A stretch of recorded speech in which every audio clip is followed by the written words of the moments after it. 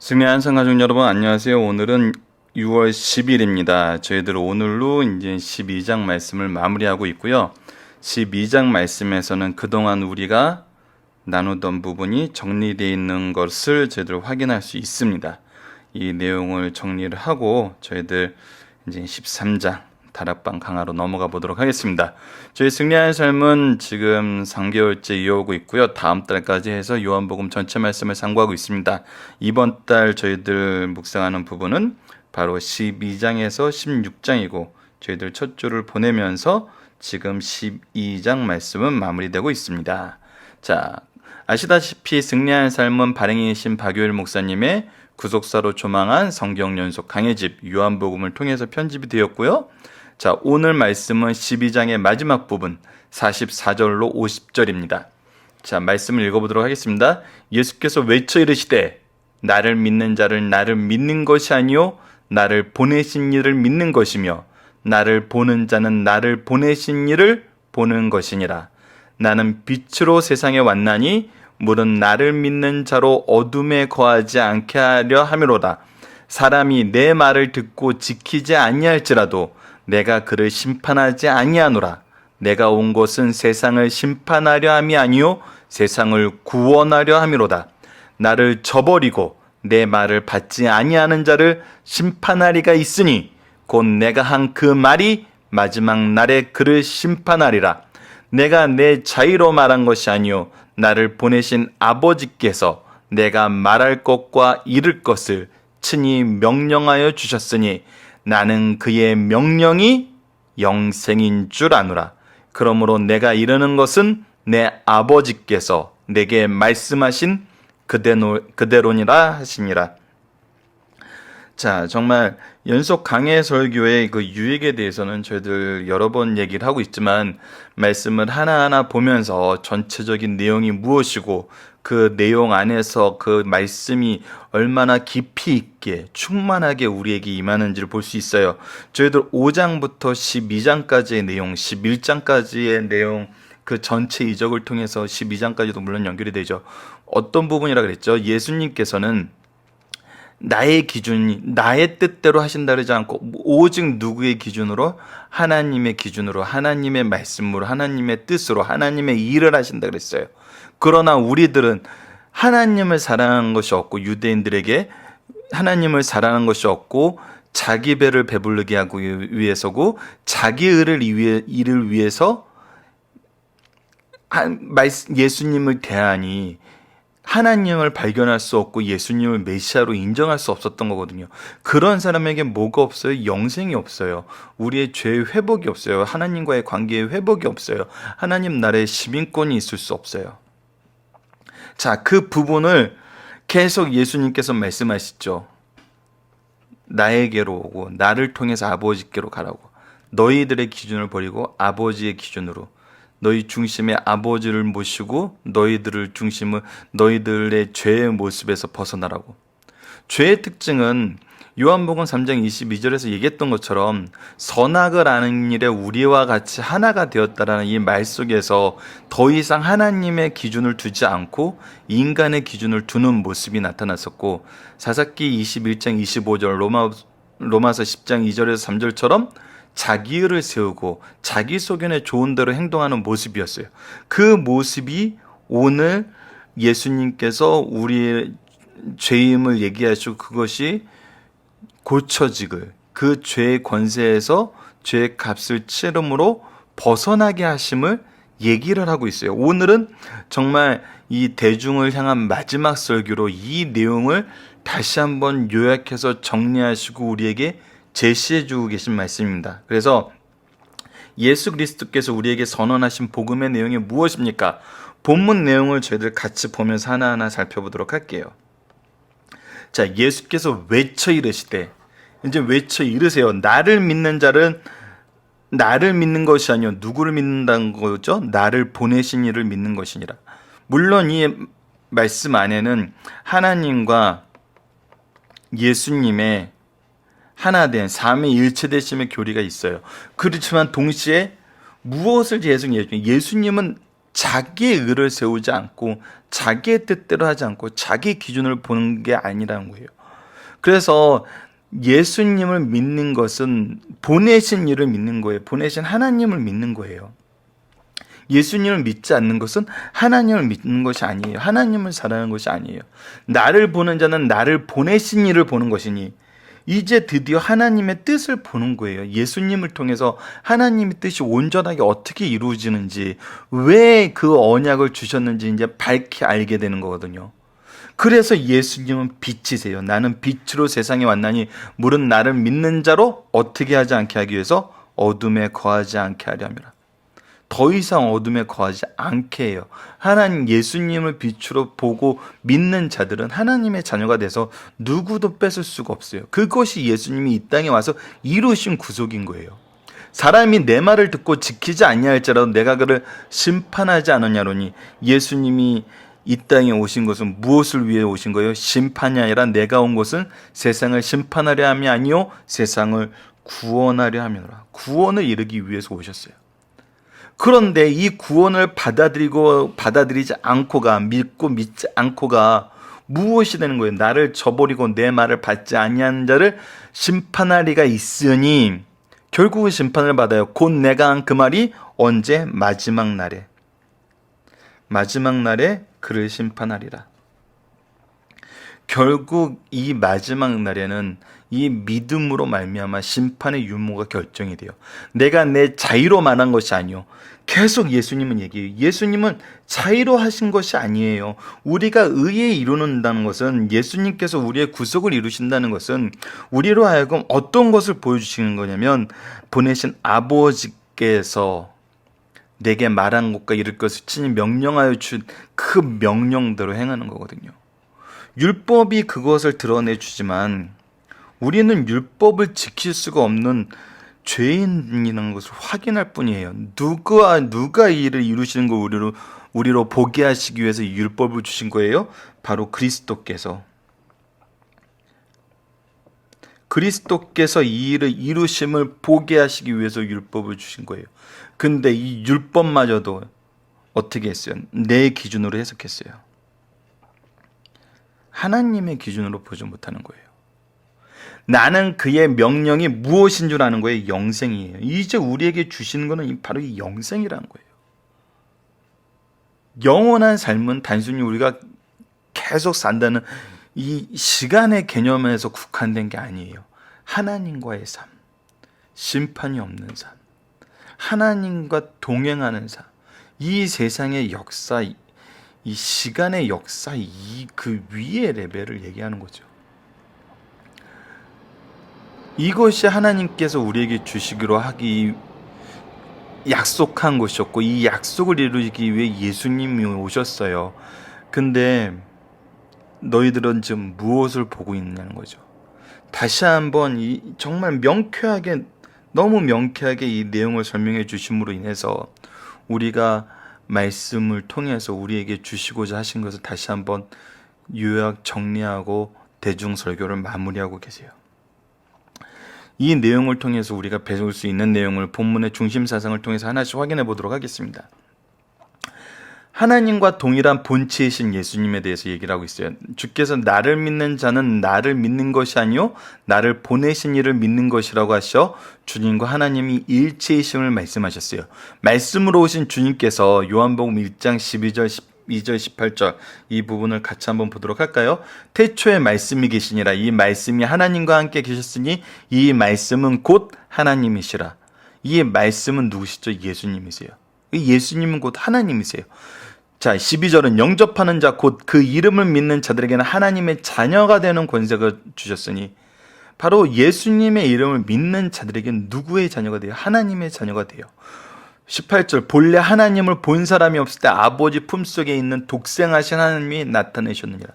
이 율법이 어떤 의미인지 우리가 보지 못하고 잘못 이해하고 흐릿하게 보고 정말 그 마음속에 그 간절한 사모함이 있었는데 이것을 모두 분명하게 보여주신 분이 누구예요?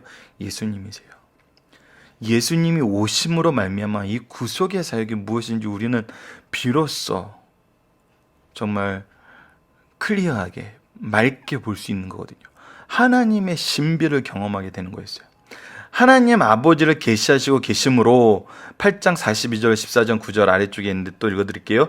예수께서 이르시되 하나님이 너희 아버지였으면 너희가 나를 사랑하였으리니 이는 내가 하나님께로부터 나와서 왔음이라. 나는 스스로 온 것이 아니요 아버지께서 나를 보내신 것이니라. 14장 9절이요.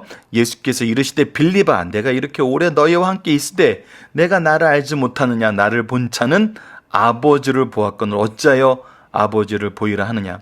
예수님을 본 사람들은 그를 보내신 하나님 아버지를 본 것이에요. 이는 너무나 크고 놀라운 신비예요. 특히 여기서 주님을 본다는 것은 육적인 것이 아니라 영적인 것으로 예수님을 상고하고 경험하고 알게 되는 거예요. 자, 히브리서 7장 24절을 보면은 예수는 영원히 계심으로 그 제사장 직분도 갈리지 아니하시니라. 요한복음 8장 15절에는 너희는 육체를 따라 판단하나 나는 아무도 판단하지 아니하노라. 6장 40절에는 내 아버지의 뜻은 아들을 보고 믿는 자마다 영생을 얻는 이것이니 마지막 날에 내가 이를 다시 살리리라 하시니라.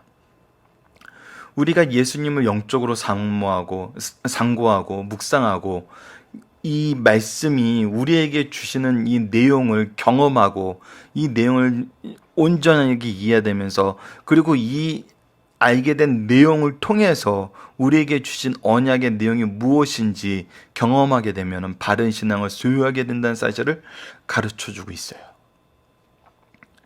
정말 이 말씀을 잘 안다는 것이 여러분 정말 우리에게 주는 유익 중에 정말 성령의 그 역사심으로 이렇게 다가오는 것이 뭐냐면 말씀을 알면 알수록 이 세상에서 역사하시는 하나님의 역사의 방법을 우리가 분명하게 보게 돼요. 그 분명하게 보이시는 것이 무엇인지 알게 돼요. 마치 우리 9장에서 나왔던 이 소경의 내용과 같아요. 소경은 자기를 눈뜨게 하신 이 사실은 너무나 분명한 것이고 자기가 눈뜨게 한 사실을 경험한 증언을 받은 이 사람들에게 이거보다 더 확실한 역사심이 없어요. 근데 이 사람에겐 너무나 확실한 역사가 바리새인들에게는 어떤 거였어요? 중요한 게 아니었어요. 왜죠? 하나님의 뜻을 바로 알지 못하는 거기 때문이에요. 하나님의 방식을 이해하지 못하기 때문이에요. 하나님의 영광을 보려 하지 않기 때문이에요. 말씀을 안다 하면서도 알지 못하는 거였어요. 근데 우리가 말씀을 알면 알수록 성령의 인도하심으로 이 구속사를 깨달으면 깨달을수록 나의 주위에 너무나 확실하게 인도하고 계시는 하나님의 역사가 보여요. 경험돼요. 알고 믿게 돼요. 이랬을 때 우리가 그래서 말씀이 살아 역사한다는 거거든요. 하나님이 여전히 우리의 삶을 주관하고 계심을 인정하게 되는 거거든요. 다른 것은 다 할 시간이 없는데 말씀을 볼 수 있는 시간을 이끌어 주세요. 다른 때는 너무 힘든 일인데 말씀을 위해서 나아가는 길에 대해서는 우리에게 그 길을 너무나 지혜롭게 열어주시고 너무나 신비롭게 열어주심을 보게 돼요. 자, 이 내용을 통해서 우리 승리하는 가족들이 정말 말씀을 통해서 알고 신앙의 바른 고백과 정말 이 회개의 역사를 통해서 우리가 이 그리스도인의 삶을 하나님의 자녀로서의 삶을 누리시길 바랍니다. 자, 이번 말씀입니다. 자기 백성을 구원하러 세상에 빛으로 오신 예수님에 대해서 얘기하고 있어요. 이 세상이 태양빛 아래서 생물이 자라고 유지되는 것 같이 예수님의 생명의 빛이 없으면 영혼은 생명력을 잃고 어둠을 헤매게 돼요. 그러나 주의 생명의 빛 아래 올 때 우리의 생명력이 회복되고 바른 길을 걷게 돼요. 우리는 다른 방법으로 생명력을 얻고 다른 방법으로 길을 찾겠다 그러는데 안 돼요. 오히려 하나님의 방법, 하나님 예수 그리스도의 빛 아래 올 때 이것이 이루어진다는 거죠. 주의 구원하심에 참여하지 못한 자는 이미 정죄받은 상태예요. 재림하시는 마지막 날에 이미 주신 주의 말씀이 기준이 되어 심판에 이르게 된다는 사실을 강력하게 가르쳐준 말씀이에요. 마지막 3번입니다. 장차올 심판의 확실성과 그 결과를 보여주고 있어요. 앞으로 닥칠 심판은 너무나 확실하고 그 결과는 너무나 놀라운 것이에요. 그러므로 그리스도인들은 형제 사랑을 가지고 반대와 박해와 천대를 받으면서라도 구원의 복음을 전해야 된다는 거예요. 우리가 전하는 복음은 생명의 말씀이므로 듣는 이에게 성령께서 역사하실 때 영원한 축복을 가져다 준다는 거예요.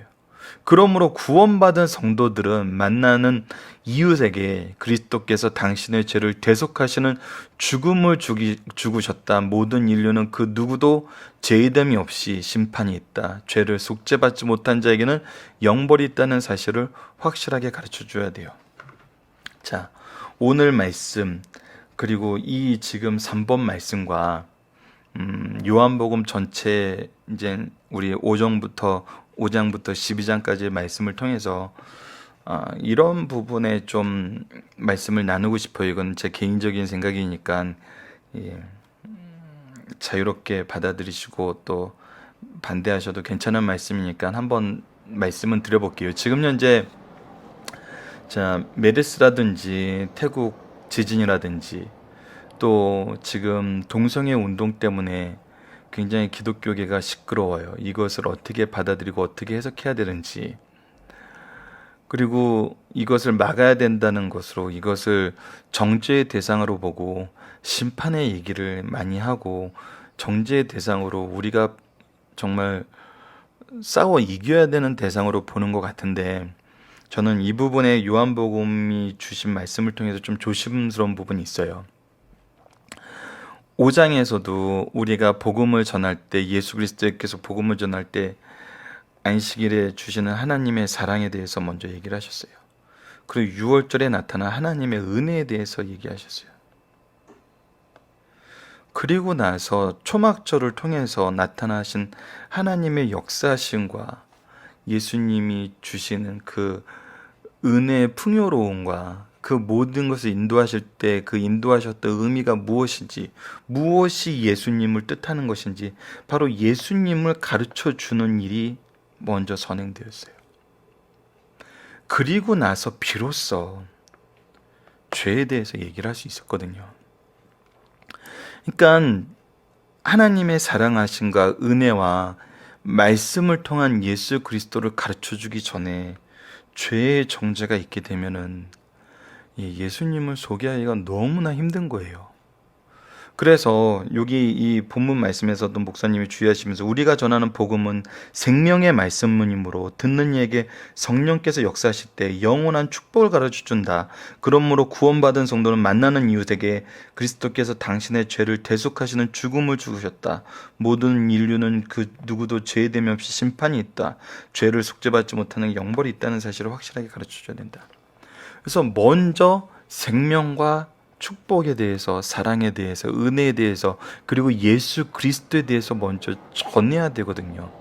근데 저는 우리 모두가 그거에 대한 책임을 가지고 있다고 봐요. 그래서 내가 전하지 않는 사람에 대해서 내가 심판자가 된다는 것은, 이것은 예수님의 방법이 아닌 것 같아요. 우리가 지금 5장에서 12장까지. 그렇다면 우리가 정말 이거는 말씀을 통해서 안 되는 것이라는 걸 느낀다면은, 그러면 우리가 먼저 그들에 대해서 심판을 전하는 것이 아니라 우리 자녀를 보호하기 위해서 그들을 비난하는 쪽으로 가는 것이 아니라 먼저 전하는 쪽으로 가야 되지 않을까요? 이것을 저는 사회주의 운동자들이 그들도 인권이 있고 그들에게도 사랑의 빛을 전해야 된다 그러면서 그들과 동조하는 행위에는 철저하게 반대해요. 그건 동조해서는 안 되는 행위예요. 동조한다는 것은 그리스도의 복음을 왜곡하는 거거든요. 오히려 그리스도의 복음을 사회주의 운동하는 자들이 자기 나름대로 해석해서 오용하는 것과 다르지 않아요. 하지만 그들에게 우리가 해야 되는 건 뭐냐면 복음의 제시예요. 예수님께서도 이 복음의 제시를 충분히 하시고 예수 그리스도에 대해서 깨닫게 하신 다음에, 너희들이 나를 믿는 것은 아버지를 믿는 거고 너희들이 나를 안 믿는 것은 그래서 그 죄의 기준을 누구로 세워두셨냐면 율법의 기준으로 자꾸 자기들 나름대로 해석을 하니까 예수님은 이 죄의 기준으로 눈에 보이는 자기 자신을 하나님의 뜻으로만 행하는, 그래서 하나님의 뜻이 구속사를 이루시는 자기 자신을 기준으로 세워주셨잖아요. 오직 예수님만 하실 수 있는 거거든요. 그래서 우리가 이들에게 예수 그리스도가 어떤 기준이 됨을 가르쳐줘야 돼요. 먼저 전하는 자가 돼야 되지 않을까요? 전하지 않은 자들을 정죄한다는 것은 나의 기준으로 정죄하는 것일 수도 있어요. 저는 그래서 조심스러워요. 이 부분에 대해서 굉장히 조심스럽게 우리가 접근을 해야 된다고 봐요. 그래서 솔직히 복음주의 교회에서는 전하는 일이 얼마나 힘들고 얼마나 어려운지 알거든요. 그래서 전하는데 시간을 쓰기에도 시간이 모자라서 누구를 비난하고 누구를 정죄하는 데 쓸 시간이 없어요. 그게 정말 교회에서 경험하게 된 부분이거든요. 누구를 정죄하는 데 쓸 시간이 없어요. 복음을 제시하고 이 복음을 받지 못한 자들에게 찾아가서 예수님처럼 복음을 제시해주고 깨달을 수 있기에 정말 그들과 함께하는 삶을 살 시간도 없는데, 정죄하는 창이 되었던 것은 지금 현재 요한복음에서는 참 발견하기 힘든 부분인 것 같아요. 물론 이제 다른 복음과하고 연결돼서 우리가 그 부분을 상고해야 되겠죠. 이제 앞으로 우리가 계속 상고해 나갈 거예요. 하지만 지금 우리에게 주어진 가장 확실한 모습으로 우리가 신앙생활을 한다는 것은 이 복음을 제시하고 이 복음을 위해 수고하고 이 복음 대신 예수 그리스도를 우리가 예수님처럼 전하는 거거든요. 그 부분에 동참해 주시고 또 동의해 주시고 더욱더 노력해 주시는 승리하산 가족 되기를 바라는 제 작은 소망과 함께 오늘의 말씀을 마치도록 하겠습니다. 자, 오늘도 저희들 말씀을 중심으로 기도하기를 통해서 마치겠습니다. 하나님, 우리도 예수님처럼 자의로 말씀을 전하는 것이 아니라 오직 하나님의 뜻대로 바르게 예수님을 전하도록 우리의 말과 행동을 주관하여 주소서. 예수님 이름으로 기도드립니다. 아멘.